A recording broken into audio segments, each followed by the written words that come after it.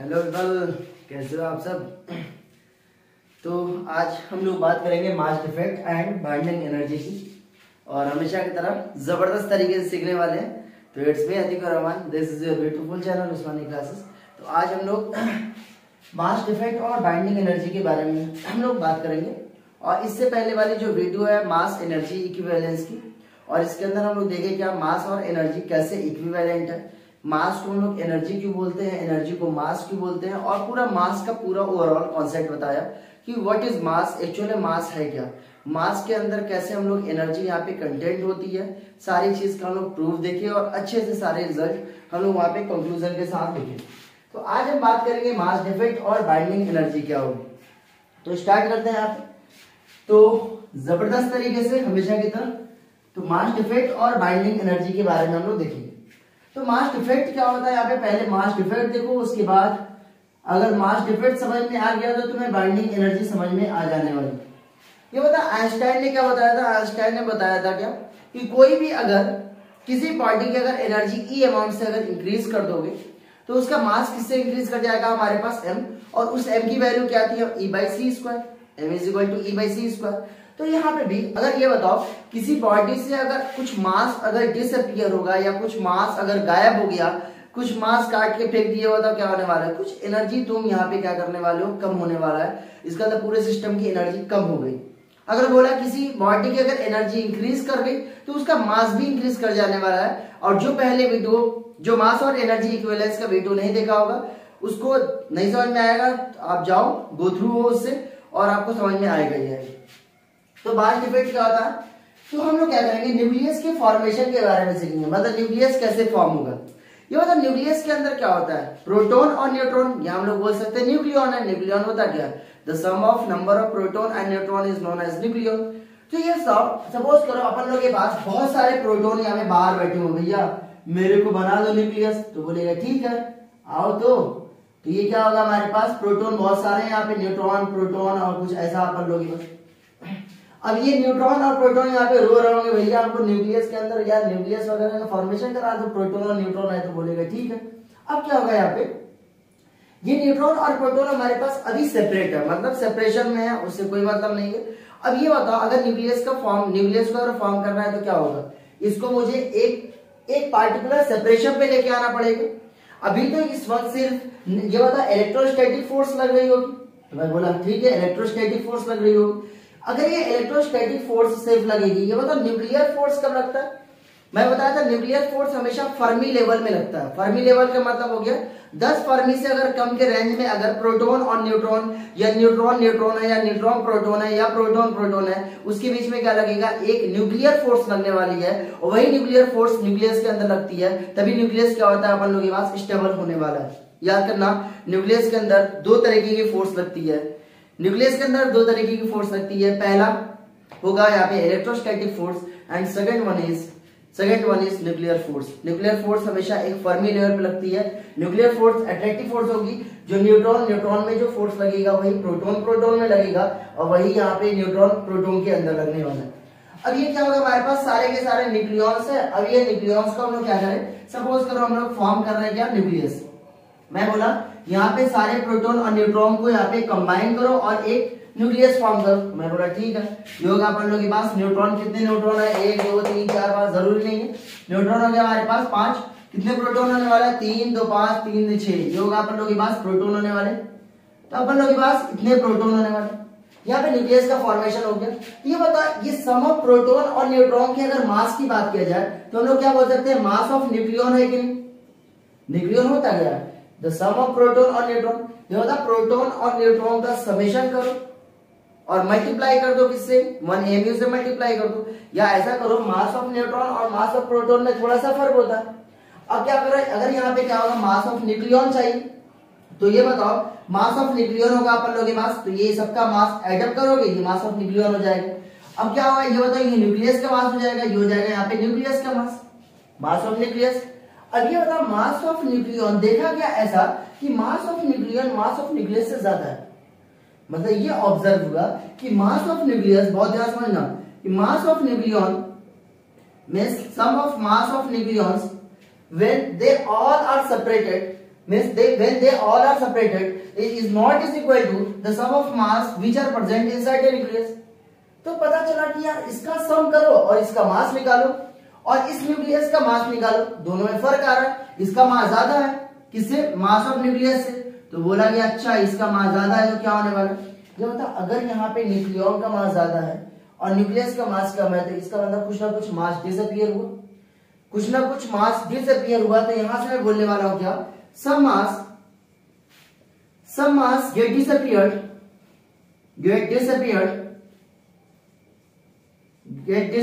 during the formation of nucleus, और याद करो during the formation of nucleus। और मैंने बताया था अगर सपोज करो किसी सिस्टम से अगर कुछ मास अगर यहाँ पे गायब हो जाए, इसका तो मास है क्या, मास एक तरीके की एनर्जी है, इसका मतलब मास डिसअपीयर का मतलब क्या होगा, यहाँ पे सम एनर्जी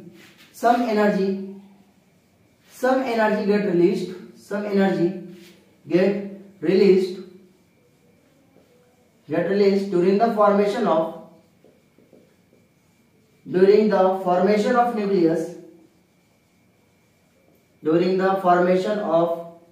nucleus। अरे यहां तक समझ में आया। इसका मतलब क्या होगा हमारे पास, जब मैं न्यूक्लियन को कंबाइन कर रहा था, when we combine all nucleons together and make a separation of 10 Fermi or less than 10 Fermi, means we have observed that the mass of nucleons is greater than mass of nucleus। It means that some of the mass get disappeared and some of the mass get disappeared means during the formation of nucleus some mass get disappeared and that disappeared mass is converted into energy means during the formation of nucleus। तो अपन लोग ये चीज समझे कि यार अगर nucleus का फॉर्मेशन होता है तो कुछ ना कुछ एनर्जी रिलीज होने वाली है। इसका मतलब क्या होने वाला है, ये होता मास डिफेक्ट को हम लोग कैसे डिफाइन करने वाले हैं, मास डिफेक्ट को हम लोग सिंपली डिफाइन करेंगे। मास डिफेक्ट को अपन लोग सिंपली क्या डिफाइन करने वाले हैं, मास डिफेक्ट का मतलब हो गया the mass disappeared during the formation of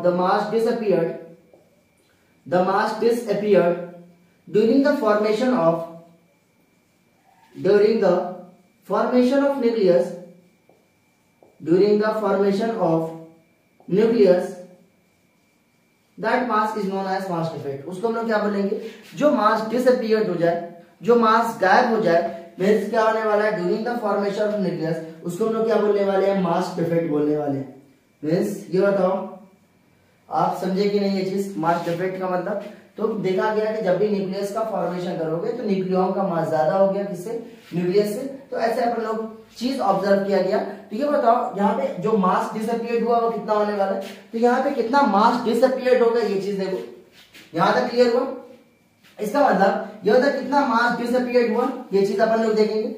mass defect के अंदर अपन लोग देखने वाले हैं क्या, अगर मास of nucleon is greater than mass of nucleus, मतलब the summation of proton and neutron mass is greater than the mass of nucleus। तो अपन लोग बोल सकते हैं यहाँ पे ये होता मास डिफेक्ट क्या होने वाला है, मास डिफेक्ट हम लोग बोलने वाले क्या, कितना मास डिसअपीयर हुआ या मास डिफेक्ट उसको बोलते हैं। मास डिफेक्ट हो जाएगा अपन लोग के पास, उसको रिप्रेजेंट करते हैं किससे, डेल्टा एम से। मास डिफेक्ट को किससे रिप्रेजेंट करते हैं हम लोग, डेल्टा एम से। ये बता डेल्टा एम की वैल्यू कितनी हो जाएगी, ये हो जाएगा मास of nucleon minus mass of nucleus, उसको अपन लोग बोलने वाले हैं क्या, मास डिफेक्ट। यहां तक क्लियर हुआ क्या। अब यहाँ पे होगा मास ऑफ न्यूक्लियन, ये तो मास ऑफ न्यूक्लियन को हम लोग कैसे लिखने वाले हैं, ये बताओ न्यूक्लियन का मास। न्यूक्लियन का मतलब क्या होगा, मतलब एक ये बताओ न्यूक्लियस के अंदर न्यूक्लियन का मतलब क्या होगा, प्रोटॉन होगा और क्या होने वाला है, न्यूट्रॉन होगा। तो अपन लोग ऑब्जर्व किए, ये मतलब कितने नंबर ऑफ न्यूक्लियन होंगे, ये मतलब किसी भी एलिमेंट को हम लोग कैसे लिखते हैं, ये होगा x और ये कितना होगा यहाँ पे z इंटू z है। ये मतलब z है क्या हमारे पास, z रिप्रेजेंट कर रहा है अपन लोग के पास यहाँ पे नंबर ऑफ प्रोटॉन। ये मतलब z का मतलब क्या होने वाला है, एटॉमिक नंबर, और atomic number he number of proton के बराबर होगा। ये मतलब a माइनस z क्या होता है, means the a minus z is equal to number of neutron. a minus z is nothing, it is the number of neutron. ये होगा यहाँ पे। तो ये मतलब मैं बोलने वाला हूं, सपोज करो mass of proton mp, mass of proton, let us suppose इसका मास को मैं रिप्रेजेंट करता हूं किससे, mp से, और इसका मास कितना होने वाला है यहाँ पे mn। यहां तक क्लियर हुआ। तो मैं बोलने वाला मास ऑफ न्यूक्लियन लिख जाती है, बताओ मास ऑफ न्यूक्लियन है क्या, प्रोटॉन और न्यूट्रॉन का मास। तो मैं बोला कि सपोज करो ये होगा हमारे पास z इंटू ये होगा mp। मतलब कितने एटॉमिक नंबर, मतलब कितने नंबर ऑफ प्रोटॉन होगा और इनटू मल्टीप्लाई कर दो mp, प्लस क्या होगा यहाँ पे न्यूट्रॉन भी होने वाला है तो a माइनस जेड, और ये कितना होगा मास ऑफ न्यूट्रॉन, कितना हो जाएगा यहाँ पर मास ऑफ न्यूट्रॉन, माइनस क्या करने वाले हैं यहाँ पे, माइनस हो जाएगा यहाँ पे mx, ये होगा यहाँ पे एलिमेंट का न्यूक्लियस का मास। तो यहाँ पे इस तरीके से लिखा जाएगा। यहाँ पे ये चीज ऑब्जर्व करो, मान लो हमारे पास एक प्रोटॉन होगा तो ये होता मास कितना होने वाला है mp, दो प्रोटॉन होगा तो क्या होने वाला है अपन लोगों के पास 2mp, तीन प्रोटॉन होगा तो क्या होने वाला है अपन लोगों के पास दिस इज 3mp। अब ये होता अगर z प्रोटॉन होगा तो क्या होने वाला है, तो बोलोगे zmp। अरे यहाँ तक क्लियर हुआ। ऐसे अगर एक न्यूट्रॉन होगा, बहुत ध्यान समझना, अगर एक न्यूट्रॉन होगा उसका मास कितना होने वाला है mn, दो न्यूट्रॉन होगा तो कितना होगा अपन लोगों के पास 2 टाइम्स ऑफ mn। अगर बताओ यहाँ पे कितने number of neutron a minus Z है, a माइनस जेड में कितने होने वाले हैं अपन लोगों के पास, तो बोल सकते हो a minus Z into mn बोल सकते हैं क्या, ऑब्वियस सी बात बोलने वाले। तो ये होगा हमारे पास मास डिफेक्ट की वैल्यू, मतलब we have get a value of mass defect, the mass defect is equal to mass of nucleon minus mass of nucleus. अरे यहाँ तक क्लियर हुआ, जबरदस्त तरीके से सीखने वाले हो। तो ये होगा मास डिफेक्ट। अब ये आता है क्या, ये मास डिफेक्ट हो गया। एक चीज ये बताओ, आइंस्टाइन थ्योरी ऑफ रिलेटिविटी यही तो बताता है हमारे पास, अगर m मास डिसअपीयर हो रहा है इसका मतलब कहीं ना कहीं एनर्जी रिलीज हो रही है, कहीं ना कहीं एनर्जी रिलीज हो रही है। अगर m मास अगर एडिशन हो रहा है तो इसका मतलब हम लोग क्या होगा, अपन लोगों के पास एनर्जी ऐड हो रहा है। ये होता है ये एनर्जी किसके बराबर होगा, मींस ये बताओ ये जो एनर्जी होगा, यहां तक क्लियर हो गया क्या। तो ये बताओ इसके करस्पॉन्डिंग एनर्जी कितना रिलीज हुआ होगा, मैं बोलने वाला हूं क्या, that is delta m into कितना होने वाला है c स्क्वायर। ये E ही बाइंडिंग एनर्जी है, याद करना, that E is the binding energy. इस delta m is equal to होगा अपन लोगों के पास मींस ये होगा ZMP plus a minus Z into mass of neutron minus mx into क्या करने वाले हो c square, that this energy is known as binding energy, with the energy corresponding to means mass disappeared, कितना मास disappear हुआ उसके corresponding जितनी भी energy होती है उसको हम लोग क्या बोलने वाले हैं, बाइंडिंग एनर्जी बोलने वाले हैं। तो ये हुआ मास डिफेक्ट की कहानी। हम लोग बाइंडिंग एनर्जी, क्योंकि अगर मास डिफेक्ट आ गया समझ में तो बाइंडिंग एनर्जी समझ में आने वाला है। तो ये होगा अपन लोग के पास बाइंडिंग एनर्जी क्या होती है। देखो बाइंडिंग एनर्जी क्या होगा, सपोज करो ये बताओ during the formation of nucleus some of the mass get disappeared, means some of the energy get lost, और some of the energy get released. इसका मतलब अपन लोग के पास बाइंडिंग एनर्जी का कांसेप्ट क्या है हमारे पास, बाइंडिंग एनर्जी। बहुत ध्यान समझना, नाम से ही पता चल रहा है क्या, किसी चीज को बाउंड करना। क्या होने वाला, बाइंडिंग एनर्जी का मतलब हो गया किसी चीज को बांध के रखना या बाउंड करके रखना या टाइटली किसी चीज को पकड़ के रखना, उसको हम लोग क्या बोलने वाले हैं, बाइंड करके रखना, मतलब बाइंडिंग एनर्जी। मतलब वह एनर्जी जो न्यूक्लियस के अंदर प्रोटॉन और न्यूट्रॉन को बांध के रखता है, जो बाउंड करके रखता है, उसको हम लोग क्या बोल रहे हैं, बाइंडिंग एनर्जी बोलने वाले। तो बाइंडिंग एनर्जी होता क्या है, देखो बाइंडिंग एनर्जी होगा हमारे पास the energy release during the formation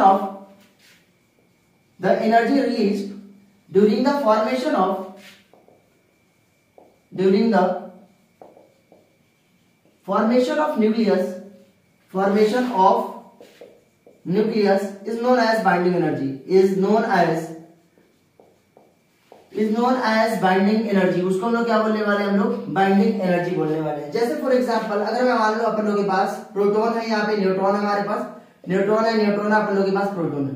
इसे मुझे न्यूक्लियस बनाना था, बोला ठीक है, यहाँ पे क्या होगा, एक न्यूक्लियस बनाने वाले अपन लोग, न्यूट्रॉन प्रोटॉन और ये होगा हमारे पास न्यूट्रॉन और ये होगा प्रोटॉन, और इसके बीच में हमारे पास एक न्यूक्लियर फोर्स लगने वाला है। सबके बीच में न्यूट्रॉन और प्रोटॉन के बीच में क्या लगेगा, अपन लोगों के पास न्यूक्लियर फोर्स लगता है।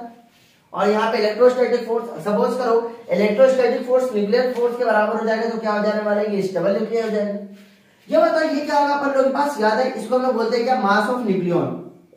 क्या बोलते हैं इसको हम लोग, मास ऑफ न्यूक्लियन। और इसको अपन लोग क्या बोलते हैं यहाँ पे, this is the mass of nucleus. अब क्या होगा, मास of nucleon is greater then mass of nucleus. It means that अगर यहाँ पे कुछ ये अगर मास ज्यादा है न्यूक्लियस के, इसका मतलब कुछ ना कुछ मास गायब हुआ। वही जो मास है, वो जो मास गायब हुआ उसके वजह से जो एनर्जी आ रही है, उसी को हम लोग क्या बोलने वाले हैं, बाइंडिंग एनर्जी। उसी को अपन लोग क्या बोलने वाले हैं, that energy we called as a binding energy. Means some of the energy get released during the formation of nucleus we called as a binding energy। मतलब डेल्टा ए को हम लोग क्या बोलने वाले हैं, बाइंडिंग एनर्जी बोलने वाले हैं। अगर कोई बोलेगा बाइंडिंग एनर्जी का फॉर्मूला बताओ तो delta E is equal to कितना होगा हमारे पास, delta M into C square, and delta E is equal to होगा डेल्टा M क्या हो जाएगा अपन लोगों के पास, ये हो जाएगा Z इंटू, बहुत ध्यान समझना, Z इंटू MP प्लस कितना होगा अपन लोगों के पास A minus Z into mass of neutron minus mx, और ये हो जाएगा यहाँ पे सी स्क्वायर से अगर मल्टीप्लाई कर दोगे ये आ जाने वाला है अपन लोगों के पास बाइंडिंग एनर्जी। मतलब अगर सपोज करो, याद करना एक चीज, बाइंडिंग एनर्जी का मतलब क्या होता है, बाइंडिंग एनर्जी का मतलब ही होता है, बाइंडिंग एनर्जी का मतलब होगा अपन लोगों के पास it bounds all, binding energy it bounds all, कोई पूछेगा बाइंडिंग एनर्जी का काम क्या है तो बोलना it bounds all nucleons, it bounds all nucleon inside a nucleus, inside a nucleus. तो ये क्या करेगा, सारे के सारे न्यूक्लियॉन को बाउंड करके रखने वाला है न्यूक्लियस के अंदर, यही होने वाला है बाइंडिंग एनर्जी। एक चीज याद करना, means more is the binding energy, more is the binding energy means more stable nuclei is formed. जितना ज्यादा बाइंडिंग एनर्जी होगा उतना ज्यादा स्टेबल न्यूक्लियस फॉर्म होने वाला है। मतलब जितना ज्यादा बाइंडिंग एनर्जी होगा उतना ज्यादा यहाँ पे न्यूक्लियस की स्टेबिलिटी उतनी ही ज्यादा होने वाली है। Means more is the binding energy more will be the stable nucleus, इसका मतलब जितना ज्यादा बाइंडिंग एनर्जी होगी उतना ज्यादा स्टेबल न्यूक्लियस होने वाला है। तो भाई साहब ये बताओ, अगर मैं बोल सकता हूँ क्या कि बाइंडिंग एनर्जी ज्यादा, तो ये मतलब एक और तरीके से इसको डिफाइन किया जा सकता है क्या, the energy which is required to break all the, मतलब the energy which is required to make all the nucleus separated from the nucleus is known as binding energy. इसको इस तरीके से भी हम लोग डिफाइन कर सकते हैं। ये बताओ यहां तक क्लियर हुआ क्या, बाइंडिंग एनर्जी क्या होगा, न्यूक्लियस के फॉर्मेशन के वक्त कुछ एनर्जी रिलीज होती है, वो एनर्जी जो रिलीज होती है उसको हम लोग क्या बोलने वाले हैं, बाइंडिंग एनर्जी। और याद करना बाइंडिंग एनर्जी क्या काम करता है, it bounds all the nucleons inside the nucleus, उसको हम लोग क्या बोलेंगे, बाइंडिंग एनर्जी। जिसकी सबसे ज्यादा बाइंडिंग एनर्जी होगी उसका न्यूक्लियस सबसे ज्यादा स्टेबल होने वाला है। समझ में आया? ये होगा अपन लोग के पास मास ऑफ न्यूक्लियॉन, ये होगा यहाँ पे मास ऑफ न्यूक्लियस। तो हम लोग कुछ रिलेशन देखने वाले हैं। सपोज करो कोई अगर मास डिफेक्ट दिया, मैं बोला कि अगर मास डिफेक्ट 0.05 mu है तो ये बताओ बाइंडिंग एनर्जी कितनी होगी। मैं बोला किसी का मास डिफेक्ट 0.07 mu है तो ये बताओ बाइंडिंग एनर्जी कितनी होने वाली है। तो बाइंडिंग एनर्जी को हम लोग क्या करने वाले, एक फॉर्मूला के टाइप अपन लोग एक फॉर्मूला निकालने वाले हैं, शॉर्टकट फॉर्मूला। ये क्या होगा, ये चीज देखो। तो भाई साहब मजाक तो आ रहा ना, तो मजा आना चाहिए। ये चीज देखो यहाँ पे। अब ये बताओ एनर्जी कितनी रिलीज होगी। इसका मतलब ये बताओ, मैं बोला सपोज करो 1 mu की करेस्पॉन्ड, मैं बोला क्वेश्चन नंबर 1 अपन लोग लेते हैं, find binding energy associated with mass defect of 1 mu। कितना होने वाला है, mass defect of 1 mu। 1 mu अगर 1 mu का अगर मास डिफेक्ट हुआ, ये बताओ उसके करेस्पॉन्ड कितना बाइंडिंग एनर्जी आने वाला है। एक चीज ये देखो यहाँ पे सॉल्यूशन देखो, इसका सॉल्यूशन ऐसे। सपोज करो ये बताओ बाइंडिंग एनर्जी को हम लोग कैसे लिखते हैं। बाइंडिंग एनर्जी का फॉर्मूला होता है E इज इक्वल टू किसके बराबर होगा, मास डिफेक्ट, जो हो जाएगा यहाँ पे डेल्टा M इंटू कितना होने वाला है, C स्क्वायर। 1 AMU दिया है तो इसको हम लोग लिखने वाले हैं 1 AMU इंटू C स्क्वायर, जो हो जाएगा यहाँ पे C स्क्वायर। ये बताओ 1 AMU को चेंज करना है किसमें, केजी में। चेंज करो केजी में। 1 AMU होता क्या है, 1 AMU इज इक्वल टू होगा 1.67 इंटू 10 की पावर माइनस 27 केजी। कितना होता है, 1.67 इंटू 10 की पावर माइनस 27 केजी। इसका मतलब ये होगा 1.67 इंटू 10 की पावर माइनस 27 केजी।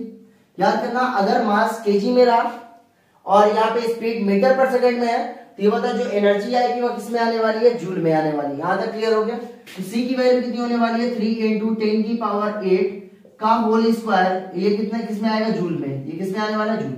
मगर याद करना न्यूक्लियर फिजिक्स के अंदर हम लोग मेगा इलेक्ट्रॉन वोल्ट में बात करेंगे। क्या, मेगा इलेक्ट्रॉन वोल्ट, इतनी एनर्जी इतना electron volt, mega electron volt, ऐसे बात करेंगे। हम लोग को जूल में एनर्जी नहीं चाहिए होती है। अब मैं क्या करने वाला हूँ, चेंज करने वाला हूँ। ये बताओ मैं बोलने वाला हूँ 1 इलेक्ट्रॉन वोल्ट इसके बराबर होगा 1 electron volt is equal to 1.6 into 10 की पावर माइनस 19 जूल।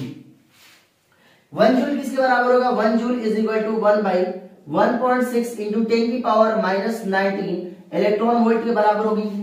इसका मतलब इस जूल को इलेक्ट्रॉन वोल्ट में चेंज करोगे तो क्या करने वाले हो, यहाँ पे 1/1.6 इंटू 10 की पावर माइनस 19 इलेक्ट्रॉन वोल्ट से मल्टीप्लाई करोगे तो 1.6 इंटू 10 की power minus 27 kg into 3 into 3 की स्क्वायर कितना हो जाएगा 9 इंटू ये हो जाएगा 10 की पावर 16 1 जूल कितना हो जाएगा 1 डिवाइड बाई 1.6 इंटू 10 की पावर माइनस 19 और ये किसमें आएगा इलेक्ट्रॉन वोल्ट में। ये बताओ अगर मेगा में चेंज करना है तो 1 मेगा की वैल्यू 10 की पावर 6 10 की पावर 6। ये बताओ ये वैल्यू क्या बन जाने वाली है, इसको लोग मेगा इलेक्ट्रॉन वोल्ट बोल सकते हैं। ये 10 की पावर 6 का मतलब क्या होगा मेगा, अरे यहाँ तक क्लियर हुआ। 10 की पावर 6 का मतलब क्या होने वाला है मेगा होने वाला। ये वैल्यू अगर तुम यहाँ पे मल्टीप्लाई करके सॉल्व करोगे तो इसकी वैल्यू आती है 931.5 मेगा इलेक्ट्रॉन वोल्ट। अरे इसको सॉल्व करने अभी बैठूंगा ना तो भाई साहब बहुत टाइम लगने वाला है, समझ आ रहा। तो यहाँ पे इसका शॉर्टकट है, एक एमयू की वजह से जो एनर्जी रिलीज होती है वो कितना होता है 931.5 मेगा इलेक्ट्रॉन वोल्ट। इसका मतलब ये जो एनर्जी निकली उसी को हम लोग क्या बोलने वाले हैं बाइंडिंग एनर्जी। ये बताइए जो एनर्जी आ रही है ये कितने मास डिफेक्ट की वजह से आ रही है, अगर एक एमयू का मास डिफेक्ट हुआ तब इतनी एनर्जी आएगी। अरे यहां तक क्लियर हुआ, अगर एक एमयू का अगर मास डिफेक्ट हुआ इतनी एनर्जी आने वाली है। तो मैं बोला एक एमयू की वजह से ये बता कितना मास कितनी एनर्जी रिलीज हुई हमारे पास 931.5 मेगा इलेक्ट्रॉन वोल्ट। मैं बोला दो एमयू की वजह से कितना एनर्जी रिलीज होगी, ये होगा 931.5 इंटू 2 मेगा इलेक्ट्रॉन वोल्ट। ये होता मैं बोला ऐसे ही हमारे पास एम एमयू की वजह से डेल्टा एम एमयू की वजह से जो एनर्जी रिलीज होगी वो कितना होगा delta M into 931.5 mega electron volt होने वाला है कि नहीं। अरे फील आया कुछ, एक एमयू की वजह से इतना, दो एमयू की वजह से इतना मेगा इलेक्ट्रॉन वोल्ट। ये होता डेल्टा एम एमयू की वजह से कितना आने वाला है, अरे इतना आने वाला है कि नहीं। इसका मतलब मैं यहाँ पे एक एनर्जी का फॉर्मूला लिखने वाला हूं, that energy is equal to nothing delta M into 931.5 mega electron volt. कितना होने वाला है 931.5 मेगा इलेक्ट्रॉन वोल्ट। अगर ये फॉर्मूला जब लगाना तो एक चीज भेजे में डाल लेना, ये भेजे में डाल लेना क्या होने वाला है डेल्टा एम को केजी में मत रखना, that we should put the value of mass in MU, we should put the value of mass in mu, then answer will become in mega electron volt। यहां तक क्लियर हुआ। तो E की value delta M into 931.5 mega electron volt. तो अपन लोग अगर suppose करो एग्जांपल की बात करें, अगर मैं बोला मास डिफेक्ट की वैल्यू मान लो यहाँ पे 0.01 एमयू है, तो ये बताओ इतने एमयू के डिसअपीयर होने की वजह से, इतने मास डिफेक्ट होने की वजह से कितना एनर्जी रिलीज होगा। तो मैं बोला E is equal to delta M into C square, नहीं डायरेक्ट इसे मल्टीप्लाई करो और डायरेक्ट तुम्हारे पास आंसर आने वाला मेगा इलेक्ट्रॉन वोल्ट। तो इसको कमेंट बॉक्स में बताओ कितना आ रहा है वैल्यू, इसका कितना आएगा 931.5 को मल्टीप्लाई करो और ये आने वाला है देखो पॉइंट हटेगा 0 और ये आ जाएगा हमारे पास 9.315 कितना आ जाएगा मेगा इलेक्ट्रॉन वोल्ट। यहां तक क्लियर हुआ। तो ये हुआ यहाँ पे मास डिफेक्ट और बाइंडिंग एनर्जी की कहानी। तो मिलते हैं अगले लेक्चर में या अगले वीडियो में बाइंडिंग एनर्जी पर न्यूक्लियॉन। तो अपन पढ़ते रहो, ऑल द वेरी बेस्ट।